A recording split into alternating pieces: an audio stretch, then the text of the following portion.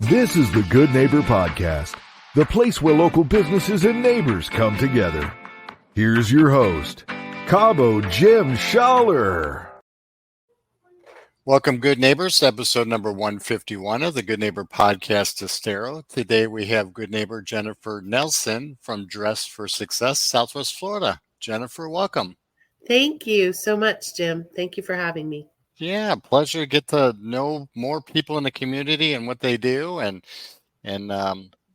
see what they do. So why don't we just jump right in? Why don't we start off by you sharing a little bit about what you do over at Dress for Success, Southwest Florida? Sure. So I started here as the executive director in January of 2024. So I've only been here a few months. And I absolutely love this mission.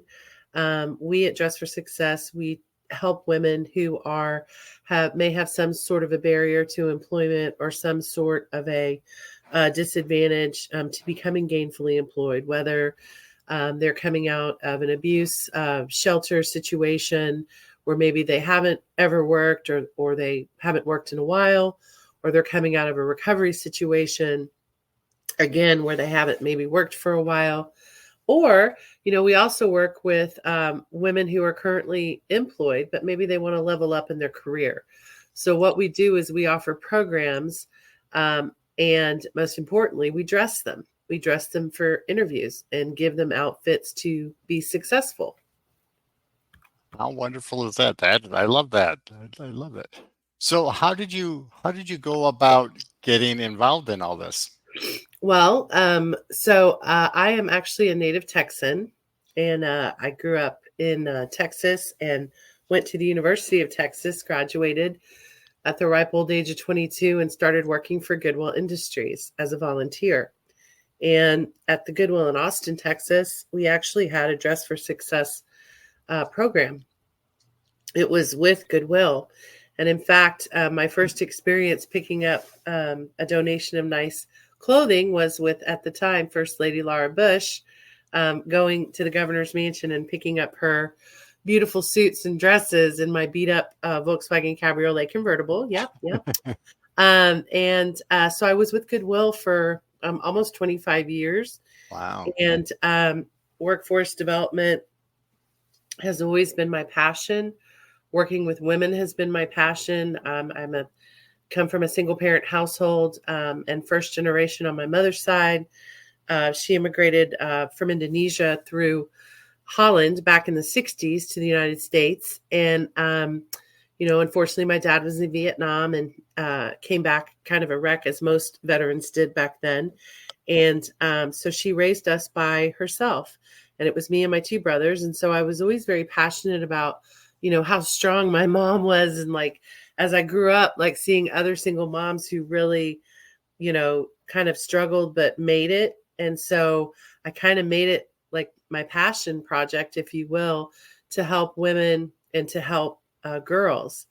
And so I was with Goodwill for 25 years. And then I actually became elected to City Council in Cape Coral and was able to continue my passion for workforce because I was part of Future Makers Coalition, which is through the Collaboratory, as well as I was on the Horizon Council Board, which does all economic guidance for economic development in Lee County.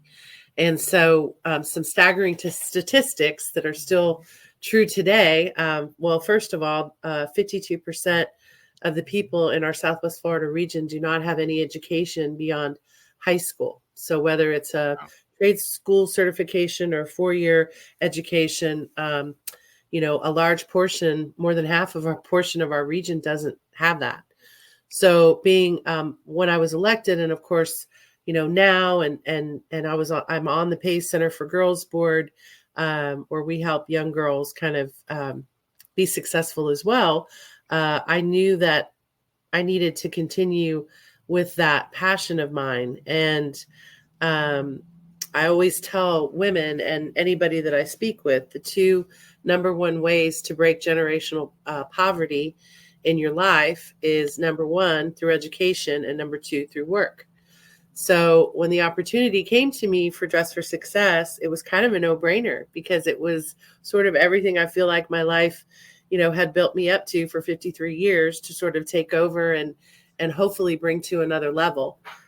And I really enjoy the work and I love, speaking to other women and, sharing some of my own story, just growing up and also being a single mom for the last 11 years. And, having a daughter who struggled and actually attended Pace Center for Girls and is one of those children who, as much as her mother wanted her to wear burnt orange, she decided to go to FSW and get her certification as an EMT, which she graduated and finished 2 weeks ago. So, wow. There's so many opportunities for our youth here in Southwest Florida. And, anything I can do to help that, and especially girls and women, sign me up. I'm in. So I love it. Absolutely. That's wonderful what you do. Are there any maybe myths or misconceptions surrounding what you do that we can maybe clear up for our listeners? Well, I think, when I say that I was an executive for Goodwill, for example, or that I've always worked in nonprofits, even when I was elected, I still worked for Uncommon Friends Foundation, and I worked out on Captiva for a small legislative district. And I think one of the biggest misconceptions is people often panic or have a bit of a freak out when they see that a CEO or an executive director, makes a decent salary. And oftentimes, people think, well, if you work for a nonprofit, you shouldn't make any money. And that's a huge misconception because nonprofits are no different than for-profits. They should be run like a business. You have your gross revenue, you have your expenses, and you have your net revenue. And then you have the percentage of revenue from your net that goes directly to your programs and another percentage that goes to administration. It's the old adage that people often say, which is you get what you pay for. So I think oftentimes when people panic and they see that, you have this executive director and they're making, 30% of what the overall revenue is, you got to think that, you want to retain and have really good people to run your nonprofits just like a business.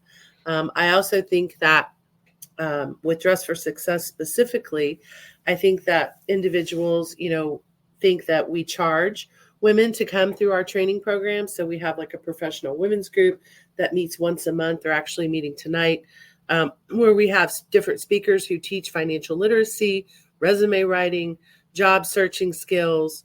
And then we also have a women empowerment through employee training series. That's a 5-week program that we do, that we actually hire Erica Kastner as our consultant to teach that. And people often think we charge for those things, and we don't. They're free to you if you want to come and use our services. And then in the end, we'll dress you. You'll get a really great outfit. And people often wonder, well, gosh, where do you get all your clothes? And because of my background with Goodwill, when I started here, I realized very quickly that we needed more really quality product. We didn't necessarily have the quality of product we needed to, especially be dressing a younger generation. So people, I think, forget that we take donations. So I always like to remind individuals, if you have any gently loved or used current career wear that maybe you recently retired, or, maybe you've lost weight, gained weight, whatever, or you just want to do something great, we'll take your stuff, any career wear, and especially accessories. We definitely need accessories to complete the outfit for our women. That is important, very important. It sounds like you've got a very full plate. Yeah. I was going to ask you, where do you find time, or when you do find time, what do you enjoy doing outside of this? I like to walk.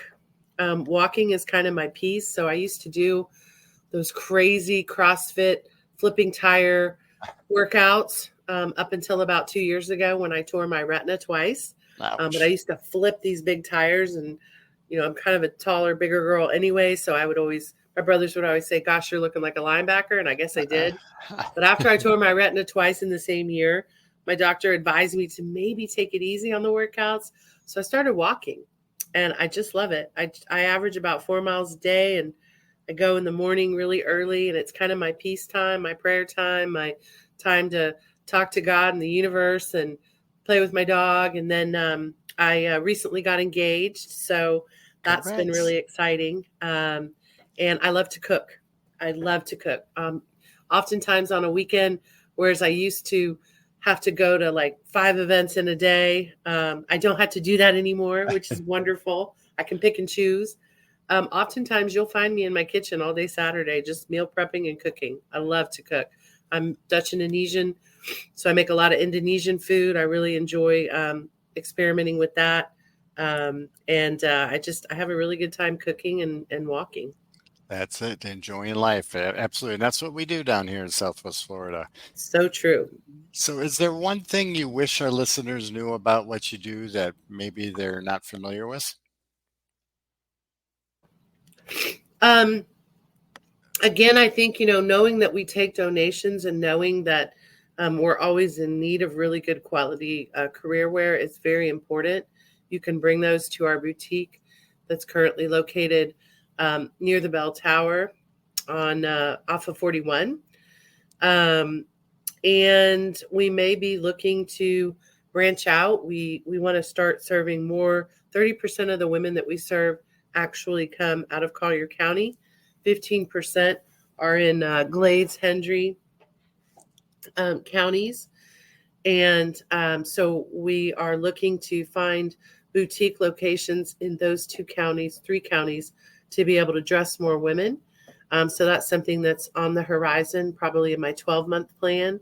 But right now, we are in desperate need of donations for product and, of course, money. We do have a bingo event, actually, a designer purse bingo event. We got a sponsor. Thank you to the Seminole Casino. They sponsored the money for us to buy some really nice designer bags. And so we're having a bingo event, a purse bingo event this Thursday at 5:30 at the Shell Factory. If you go to our website or our Facebook page, you can click on the links and you can get tickets. I think we have a few left, but we're really looking forward to that. That's hopefully going to be a very successful fundraiser for us. And we're also having a shop event. So we're going to open the doors on Saturday here in our boutique, and we're going to invite friends and family and the public to come. You can give us a $10 donation if you feel so inclined to come in and shop. And we're going to let you come through and shop our boutique. I like to do these types of events because I feel like it gives us an opportunity to bring the public in to see what we do here. In addition to, it helps us generate some revenue, and it's sustainable revenue. It's not relying on fundraising. And it gives us an opportunity to kind of blow out some of our current product to make room for some new donations. Absolutely. I love it. Jennifer, thank you for doing what you do in the community and for the women in the community. It's been a pleasure getting to know you. Thank you for being such a good neighbor, and I hope to see you out in the community here soon. I hope so too, Jim. Thank you so much. Yep. Thank you for listening to the Good Neighbor Podcast Estero. To nominate your favorite local businesses to be featured on the show, go to gnpestero.com. That's gnpestero.com. Or call 239-296-2621.